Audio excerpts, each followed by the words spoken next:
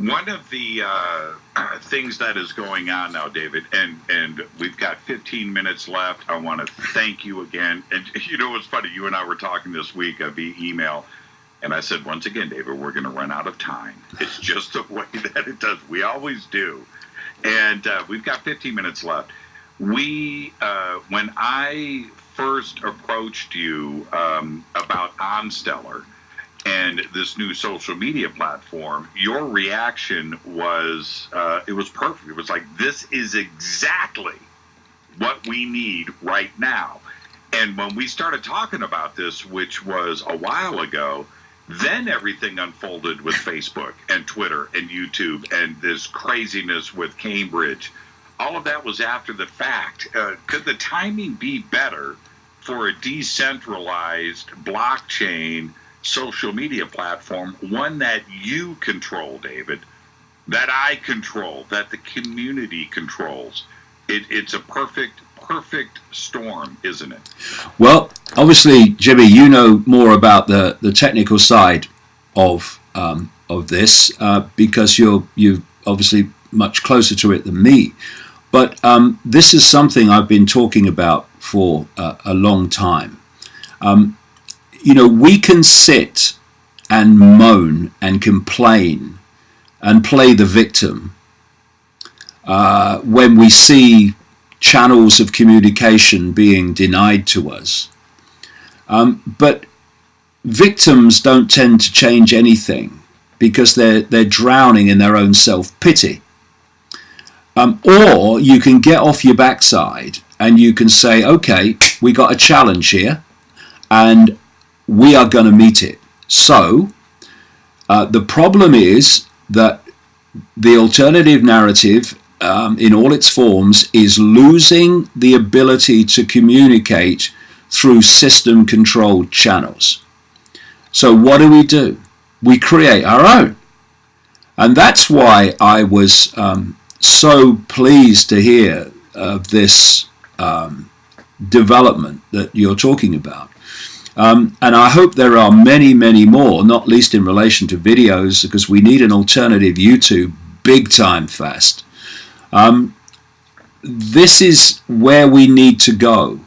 Stop being the victim and start being active in overcoming and circumnavigating the control by creating communication networks of our own that are outside, as much as is humanly possible, the control of that which wishes to suppress freedom of speech. And this is another area too, which is very, very dangerous to the system and the conspiracy.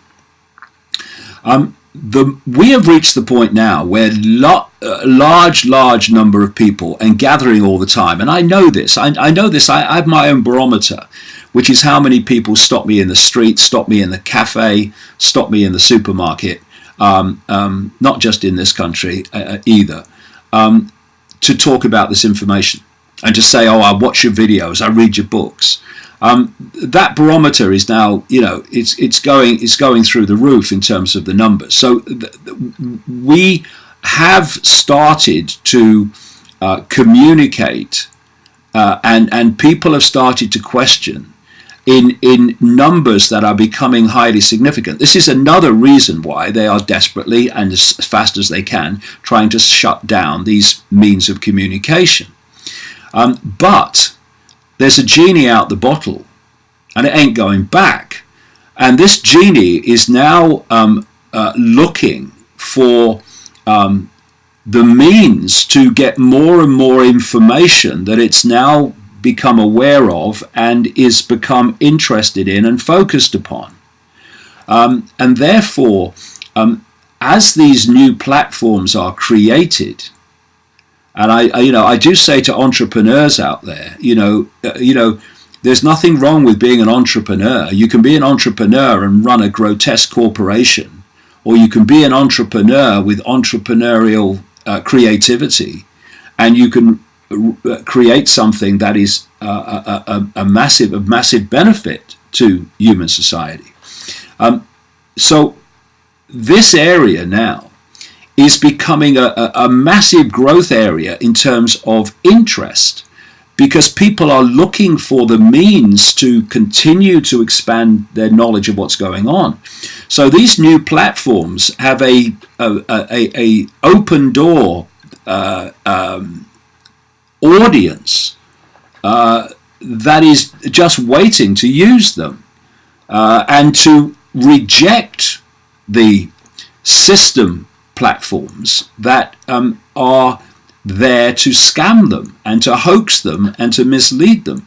So we are at a fork in the road where we have great challenges but also great opportunities, and that's why I was so pleased when you contacted me and said, look, this is a no censorship means of keeping the information in circulation. It's a great thing, and many more may they be. Well, and see, that's the thing when you have when you get cocky, and I'm talking about the man, the system, Facebook, Google, and you think you are made of Teflon and you don't have anything to worry about, that's when that collapse, that chaos will kick in, and somebody better, smarter, and faster is going to come along.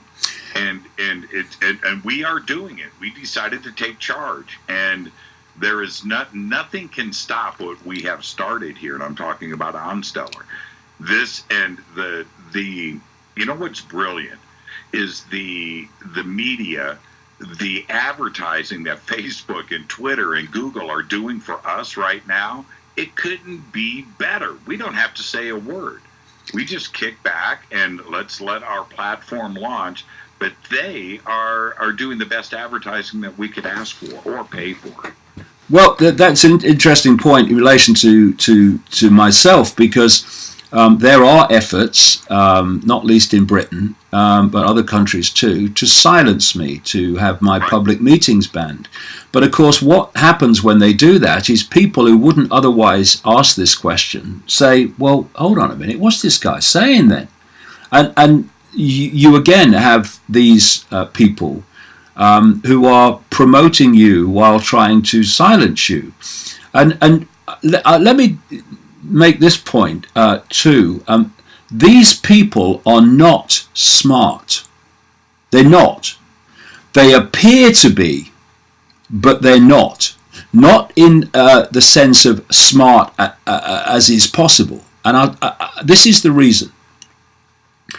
If I know something and you don't know it, I don't have to be smarter than you to manipulate you, because I've got all the cards. I've got all the cards in my hand. You haven't got any. I can manipulate you because you don't know how you're being manipulated. So I don't have to be smart to manipulate you, because it's a doddle. It's easy. When you have the same cards as me, the same knowledge as me, then we'll see who's smart and who isn't. So we shouldn't fall for the idea that this hidden hand is omnipotent and all-knowing and all-powerful. It's not. Its power comes from holding the cards and having none in the hands of the target population. What the alternative media is doing, especially the cutting-edge part of it, which is much smaller than the alternative media in totality, they are handing cards in terms of knowledge to people and saying this is how it works. And the more that people become knowledgeable about what the hidden hand knows, the more we'll see that there are much smarter people among the target population than there are among the manipulative population. So this is an opportunity for human ingenuity, human creativity, to actually show how smart it can be and to outsmart that which you're absolutely right. When you're playing football, soccer, it's great when you're playing against a team that thinks it's only got to turn up to win. It holds everything, and you know, we can do what we like. We don't have to keep it quiet anymore because we're all powerful. You play a football team in that mode when you are determined to take it on, and you can have big soccer clubs lose to very small soccer clubs because of the overconfidence and arrogance of the big soccer club that thinks it only has to turn up to win. It finds out that it doesn't. And at the moment, we are seeing this arrogance among the manipulators that it does only have to turn up to win. It doesn't. The game's only just really starting, ladies and gentlemen, as you're about to find out. Unless your name is Messi. I'm just saying. I'm just saying. The thing that blows my mind the most is that the arrogance of those that are trying to manipulate. They had a lot of successes, and they came very, very close with this Google, YouTube, Facebook, Apple powerhouse. But you know what? I keep bringing up entropy. The more that you think that you have control, the more chaos will result in the end. And we're seeing that happen right now. And you've talked about this for years, David. And I feel really good about the position that we are in. Yeah, another key name is Amazon. It's another monster because when you're trying to control people, you want to centralize power, because the more you centralize power, the more control a few have over the many. This is why you have the enormous monopolistic situation with Google, with YouTube, with Facebook, and increasingly the monopolistic situation with Amazon. And you rightly throw Apple in there as well, which sits on the sidelines a bit and going, who, me? No, I'm not like them. Yes, you are. Yes, you are. This is a wonderful time, because we are reaching this point of connection where the numbers questioning the world is reaching a point where it is of significance. And the numbers of people that talk to me about this information is one thing, but the kind of people is another. System people who you never thought would question the system are questioning the system. But we have to have backbone. We have to have fortitude, and we must never, never, never, never apologize for speaking our truth. We don't have to defend ourselves. We just have to speak our truth. And if people don't like it, well, they can do the other thing. That's just as good. But I'm speaking my truth. And stop trying to justify ourselves to those that oppose us. We don't have to justify ourselves. The truth speaks for itself, and people will see it or won't see it. We do not have to defend ourselves, and we do not have to be intimidated into silence by the tyranny of political correctness, the tyranny of being called a bigot or whatever. We just have to speak our truth and go on speaking it and go on speaking it. And eventually the waters will part, and the waters are beginning to part. And that's why they're panicking now. And you know what happens in the football team analogy when the arrogant big club turns up, and they only have to turn up to win. And as the game progresses, they find themselves 2-0 down. They cannot up their game because they've got into a mode, a vibration from the kickoff. And when they find it's going pear-shaped and they're losing the game, they find it very, very difficult to shift that vibration into another psychological state, which is going to, recover the game. And these people, in their arrogance, are going to find it very, very difficult to up their game and to change their vibration when they start getting faced with the reality that the public are not having it, because that time is coming. Prediction on the World Cup. I got to ask you, the World. What's your prediction this year? Well, I won't give a football prediction because they usually turn out to be wrong, whoever gives them. But I will give a prediction about the Russia World Cup, and that is that it will be used to further demonize Russia as much as they possibly can. My father-in-law, like 10 years ago, just a brilliant guy, Rita's dad, he pulled me aside. You're going to love this. And he pulled me aside and he says, I'm just going to tell you that the World Cup, it's corrupt. All of the officials are in. Everybody is paid. This is, and I was like, come on. And about a year later, all of the corruption scandals happened. And he came and he said, I told you, it's all bribes, it's all money, and this is a man, he's Greek, right? And the World Cup and soccer and football is his life. And it blew my mind how spot on he was about how it's used for political gain, and it's all about money. Oh, yeah. Well, there's enormous corruption in football because there's enormous money in football. And, of course, there is enormous corruption in the Olympics. It's all corrupt in the end. And, when the United States got the World Cup some years ago, it was orchestrated by Henry Kissinger. And I don't know if you remember, just a quick story, but they wanted the United States, obviously, for promotion purposes, to get to the next stage of the World Cup.